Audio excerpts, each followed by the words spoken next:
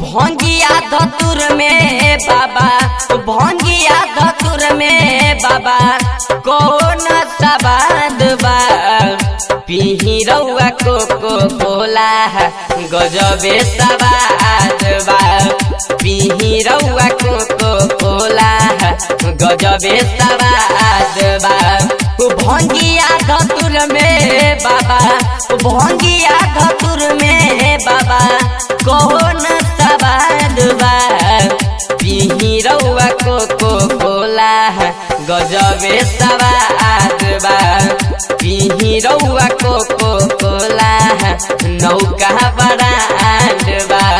Recording भाई Shivai recording studio ससला चौक सीतामढ़ी। पीही रउआ कोको कोला गजबे सबाद बा। पीही रउआ कोको कोला गजबे सबाद बा। गजबे सबाद बा। म्यूजिक बाय संजीत सरगम, संजीत सरगम, संजीत सरगम। काहे नहीं भावे रउआ मेवा मिठान हो। सोची सोची कहिए से बानी परेशान हो। सोची सोची कहिए से बानी परेशान बाबा हो। सुनी ना हम के बता दी बाबा एक ही गो बात हो। भंगिया धतुरा में बा वही सन का खात हो।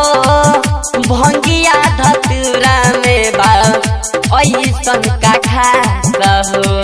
गणेश जी के मम्मी यही से, गणेश जी के मम्मी यही से रउआ पे नाराज बा। पीही रउआ कोको कोला गजबे सबाद बा। पीही रउआ कोको कोला गजबे सबाद बा। पीही रउआ कोको कोला। ये बाबा रिकॉर्डिंग भाई शिवाई रिकॉर्डिंग स्टूडियो ससला चौक सीतामढ़ी। पीही रउआ कोको कोला गजबे सबाद बा। गजबे सबाद बा। म्यूजिक बाय संजीत सरगम, संजीत सरगम, संजीत सरगम। सुन त्रिपुरारी हवा जग में महान हो। रहुए चरण में है बाबा बाटे चारों धाम हो। रहुए चरण में है बाबा बाटे चारों धाम हो। सुनी ना राइटर प्रीति सिन्हा लिखले गीत हो। गावत रे रोशन राजा लगता वे नीक हो। गावता रे रोशन राजा लगता वे नीक हो।